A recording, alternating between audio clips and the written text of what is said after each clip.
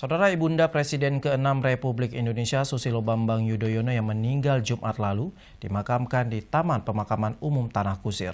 Sebelum diberangkatkan ke TPU, tampak Presiden Republik Indonesia Joko Widodo dan Wakil Presiden Yusuf Kala melayat ke rumah duka di Cikeas. Berikut informasinya untuk Anda.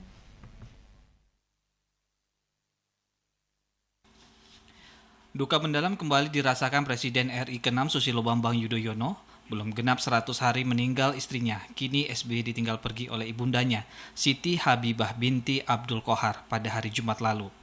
Menurut informasi, staf khusus SBY kepada redaksi TVRI Aceh melalui pesan singkat WA, mengatakan pemakaman ibunda dilakukan sekitar pukul 14 WIB hari Sabtu lalu yang didampingi Presiden RI ke-6 Susilo Bambang Yudhoyono serta keluarga besar.